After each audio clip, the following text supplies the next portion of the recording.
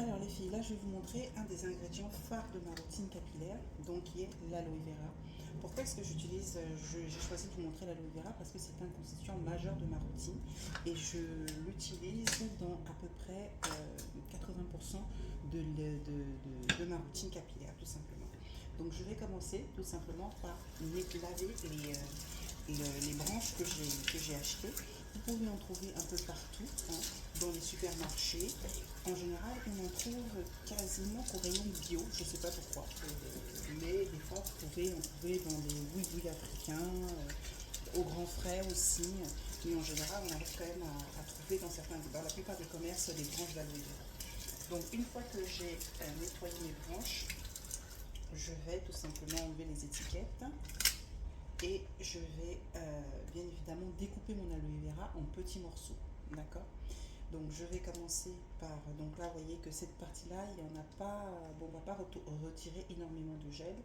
Donc je vais quand même découper à partir de là. Vous voyez que là, il n'y a pas grand chose, hein, en termes de capacité, donc bon, on peut quand même tenter. Et vous voyez qu'ici, il y a encore moins, donc je ne vais pas m'acharner, hein. Donc je vais enlever comme ça les petites piques sur le côté. Et encore, je vous dis, les filles, là, je ne pense pas pouvoir en retirer énormément. Donc, je découpe d'abord dans un premier temps, par morceaux.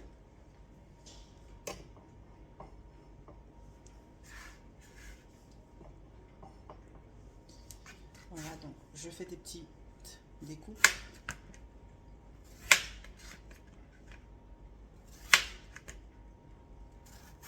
Alors, vraiment au max de ce... Là, j'obtiens des petits morceaux comme ceci. Et je vais répéter l'opération, donc, pour les autres bouts.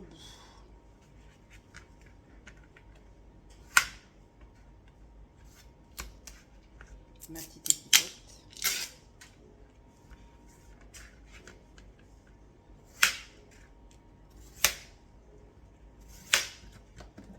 Donc ces petits bouts là, je vais plutôt les utiliser pour faire, vous voyez, les bouts où on ne peut pas retirer beaucoup de gel, je vais l'utiliser pour faire mon huile d'aloe vera.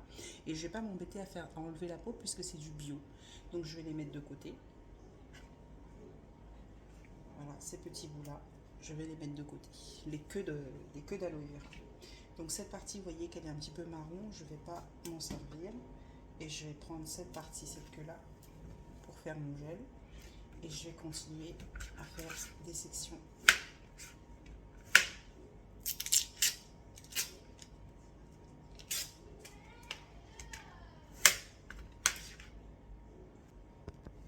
Donc voilà, une fois que c'est fait, donc vous allez découper en fait les petits bouts, vous voyez, sur le côté. Et l'idée, en fait, une fois que vous avez ça, l'idée, vous voyez, c'est de détacher cette partie-ci. Voilà, la détacher. Parce qu'en fait, dans la peau, il y a une substance qui s'appelle l'aloïne, et qui est responsable d'allergies, de problèmes digestifs. Donc, c'est pour ça qu'il faut absolument enlever. Voilà, il y en a qui font avec une petite cuillère, hein. Mais vous voyez, moi, voilà, l'idée, c'est de réussir à détacher quand même la peau du gel. Et donc après, hop, je refais pareil avec mon petit couteau. Je vais passer comme ceci. Et vous voyez, je retire le gel de la peau. Et ce gel-là, les filles, quand même, je vais le laisser quand même encore tremper. La peau, moi, je ne m'en sers pas parce qu'à cause de cette substance qui s'appelle l'aloïne, qui est un peu toxique, donc je ne vais pas conserver la peau, hein. Je vais carrément l'acheter. Pour l'huile, je vais faire avec la peau. Donc je vais faire des petits dés que je vais mettre dans une huile neutre, par exemple huile d'olive, huile de pépins de raisin, huile de jojoba, ce que vous trouvez. Donc une fois que j'ai ça, je vais laisser tremper dans un récipient un certain temps. Donc je vais faire ça avec tous ces petits morceaux là et je vais laisser tremper dans un peu d'eau. Voilà, vous voyez, je vais laisser tremper, je vais détacher bout par bout et je vais laisser tremper dans mon... Histoire que cette aloïne se détache en fait du gel, cette aloïne qui est la substance toxique contenue dans la peau de l'aloe vera. Donc la peau de l'aloe vera, là-dedans, il y a une substance toxique, hein.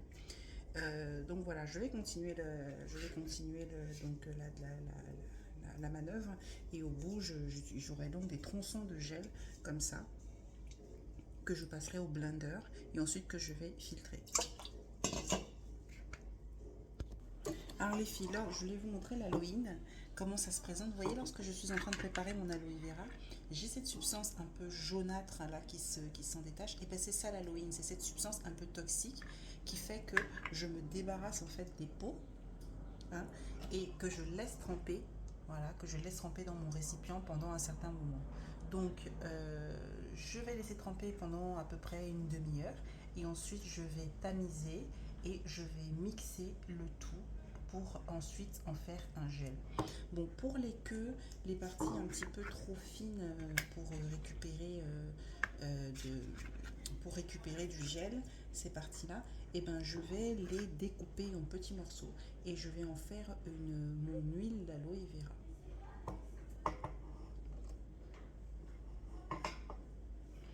Donc, j'enlève bien évidemment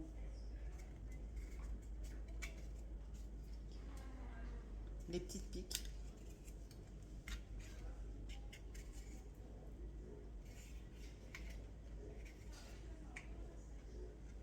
Voilà, j'enlève les petites piques, hein.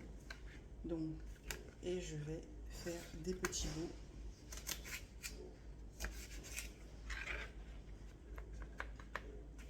Et à chaque fois, vous voyez cette petite substance jaunâtre ici. Voilà, qui représente en fait l'Halloween, cette substance toxique de l'aloe vera.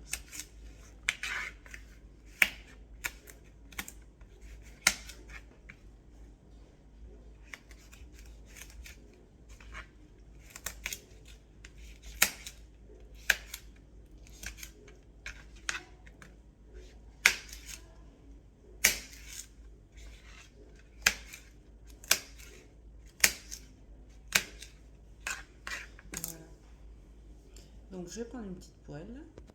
Je partais sur une poêle, mais finalement je restais sur une petite casserole dans laquelle je vais mettre donc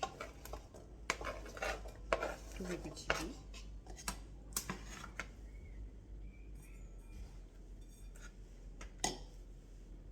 Je vais rajouter cette partie. Je vous conseille de toujours bien de toujours ne pas avoir de nourriture ou autres éléments contaminables à côté, parce que vous voyez cette substance jaune qui s'appelle l'Halloween, elle peut vraiment donner des diarrhées, des petites allergies. Donc vraiment je vous conseille vraiment de ne pas avoir de nourriture autour et de bien désinfecter avant, mais également après que vous ayez fini la préparation. Donc je vais donc rajouter de l'huile. Moi j'ai choisi une huile d'olive extra vierge. Donc je vais voilà, tout simplement rajouter une bonne quantité.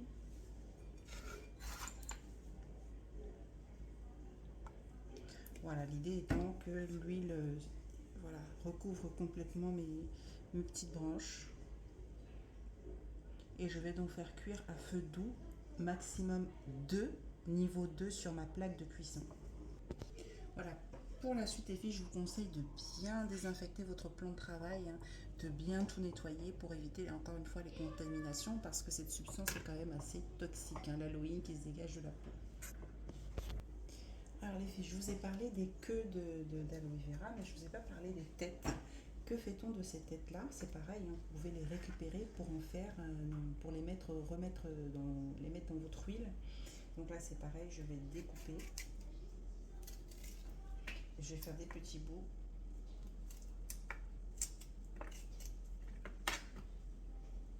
Et je vais les joindre aux petites queues de tout à l'heure dans ma petite casserole. Des personnes avoir de très très grosses réactions à cette substance qui s'appelle l'aloïne qui est contenue. Donc encore une fois, j'insiste, mais désinfectez bien vos surfaces, nettoyez tout, et même les torchons que vous avez utilisés, je vous conseille de les mettre à laver. Le chiffon que vous avez utilisé, je vous conseille de le laver, le relaver une dizaine de fois, parce que l'aloïne, ça peut provoquer vraiment, si vous en servez par exemple pour relaver vos assiettes, ou etc., vous pouvez faire un transfert de cette substance et en avoir dans votre nourriture et faire des réactions vraiment très conséquentes. Donc l'aloe vera, c'est très sympa, mais faites attention quand même. Donc voilà, je continue ma préparation, hein. Donc là, j'ai récupéré 10 minutes plus tard mon gel. Je vais enlever donc l'excédent d'eau, tout simplement. Vous voyez, ça fait un peu de gel, mais bon, tant pis. Je préfère me passer de ça plutôt que d'avoir une intoxication. Voilà, j'ai perdu un petit bout. Une fois que j'ai enlevé toute l'eau, je vais tout simplement mettre cette partie dans mon mixeur. Voilà, encore une fois, hein, je n'ai pas récupéré l'entièreté de mes 3 branches. Là, c'est parce que j'ai pas encore eu le temps voilà, d'éplucher le reste. Et je vais mixer, tout simplement.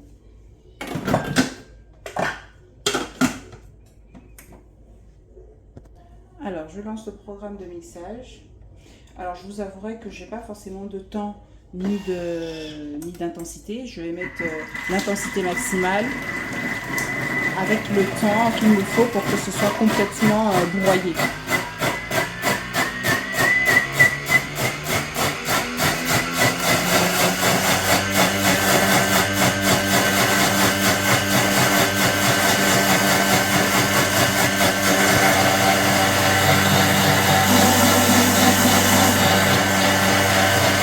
De temps en temps, je vérifie la texture.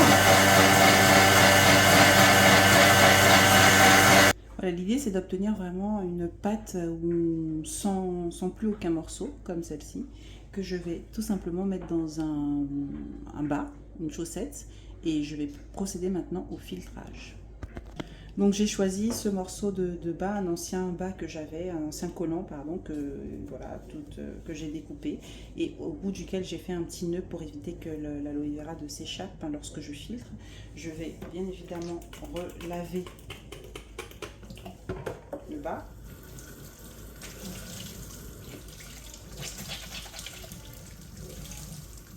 Bon, le bas est déjà propre, mais je préfère quand même le relaver, c'est jamais. Ce serait dommage d'avoir fait tout ça pour avoir un transfert de saleté.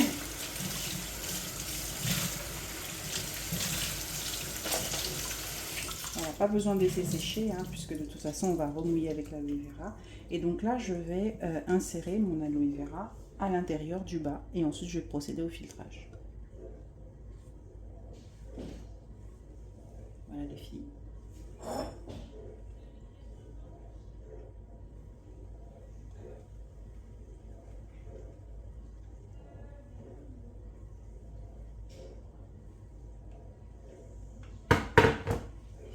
Donc maintenant, je vais tout simplement filtrer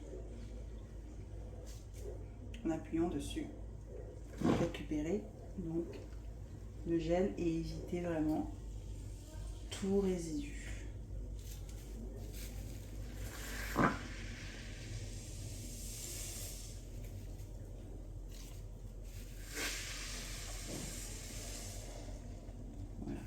Voilà, la magie du beau gel d'aloe vera opère toujours. Vous voyez, j'ai quasiment rien dans mon bain, il est quasiment vide en dessous parce que j'ai vraiment mixé au maximum. Je n'ai quasiment pas de résidus. Alors, je vais procéder à un rinçage du fond du bol. Une addition d'eau pour vraiment récupérer tout le gel. Mais je suis quasiment persuadée que dans cette partie-là, il n'en reste pas énormément de gel.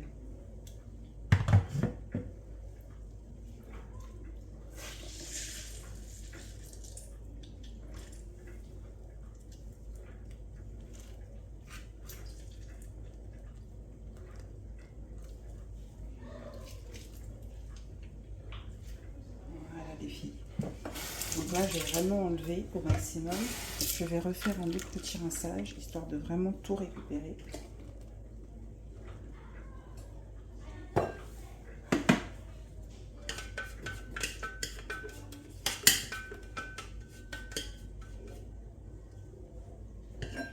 Voilà les filles, nous avons là un beau gel d'aloe vera que nous allons pouvoir réutiliser dans toutes nos routines capillaires. Alors, dans quelle partie est-ce que j'utilise ce gel d'aloe vera? C'est ça vraiment le plus important. Alors je l'utilise principalement. Alors oui, ce gel, je peux l'utiliser lors par exemple de l'étape du pré-poux, c'est-à-dire que avant de mettre donc mon shampoing, je peux faire un pré-poux au gel d'aloe vera. À l'étape du pré-poux, donc je peux me faire un bain d'huile par exemple avec du gel d'aloe vera, ou alors je peux rajouter ce gel d'aloe vera à mes huiles de pré-poux pour ajouter une bonne base d'hydratation avant le shampoing qui lui va assécher. Je peux également l'utiliser dans mes masques, donc je vais rajouter, parce que l'aloe vera, souvenez-vous, est un agent hydratant puissant, donc je peux le mettre dans mon masque protéiné, par exemple si je fais un masque poudre indienne, je peux rajouter un petit peu d'aloe vera, parce que vous savez que les poudres indiennes sont très asséchantes, donc ça va permettre d'adoucir ce masque protéiné. Je peux également le rajouter dans mon masque hydratant, tout simplement, si je mélange un peu d'avocat, de banane et que je rajoute de l'aloe vera, du miel, de la glycérine, c'est un parfait masque, ça c'est un exemple parmi tant d'autres. Je peux également le rajouter, je peux également me faire un shampoing à base d'aloe vera. Et bien oui, il y a des gens qui se lavent les cheveux avec de l'aloe vera uniquement. Parce que ça contient des agents nettoyants, hein, donc ils vont permettre de nettoyer, détoxifier la base du crâne. Je peux également m'en servir dans mon étape d'hydratation, soit en tant que leave-in, dans l'étape LOC, Leave-in Oil Cream, donc en tant que leave-in. Je peux également l'utiliser dans mes beurres, lorsque je fabrique mes beurres. Donc par exemple, si je fais un mélange de beurre, par exemple karité, avocat, beurre de karité, beurre de cacao, je peux mettre un petit peu d'aloe vera, pas beaucoup parce que c'est une substance périssable, donc il ne faut pas en mettre trop, mais je peux en rajouter un petit peu à cette étape-là pour assouplir, ramollir un peu mes beurres. Je vous ferai une vidéo dans laquelle je montre comment on fait les beurres, le mélange de beurre pour le garder mou et qu'on n'ait pas des beurres trop durs. Donc je vous montrerai à ce moment-là comment intégrer l'aloe vera. Donc voilà les filles, vous voyez que je peux également l'utiliser dans l'étape de la réhydratation, semaine après semaine, me faire un petit vapeau, mais il faut tenir compte du fait que l'aloe vera à ce moment-là ne tiendra pas trop longtemps, que votre vapeau non plus ne tiendra que quelques jours, parce que c'est une substance qui est périssable très rapidement. Donc si vous faites un vapeau, n'en mettez pas beaucoup parce que votre vapeau ne vous tiendra pas plus d'une semaine et en plus il faudra le garder au frais. Donc voilà les filles, l'aloe vera c'est un ingrédient que je voulais vous montrer parce que ça permet quand même voilà, d'aller dans d'aller à toutes les étapes. Vous avez vu quasiment toutes les étapes de la routine capillaire, on peut les faire avec ce seul ingrédient qui est vraiment formidable. Je vais vous montrer également ce que je ferai de mon huile d'aloe vera.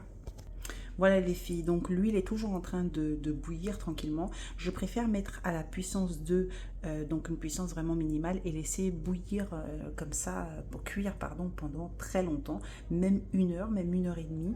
Au moins ça préserve en fait les nutriments de l'aloe vera et ça permet de ne pas les cuire à feu trop fort, donc, et que les substances de l'aloe vera aillent tout doucement, s'infiltrent tout doucement dans l'huile et que ça fasse une bonne huile. Ensuite cette huile les filles, je vais tout simplement l'intégrer soit dans mon huile de bain d'huile, soit tout simplement dans mon huile Leave-in Oil Cream, donc l'étape Leave-in Oil Cream, donc l'huile la partie huile de Leave-in Oil Cream sera peut-être de l'huile d'aloe vera. Voilà les filles, donc ça permet voilà, non seulement de ne pas gaspiller une infime partie de la plante, mais aussi de pouvoir faire à la fois du gel mais également de l'huile. Voilà, donc vous avez donc du gel et de l'huile, 2 en 1 les filles, que vous pouvez intégrer à votre routine capillaire. Voilà les filles, on en revient à l'étape du petit pouce en l'air pour m'encourager. Je vous dis à très bientôt, je vous fais des gros bisous. Ciao!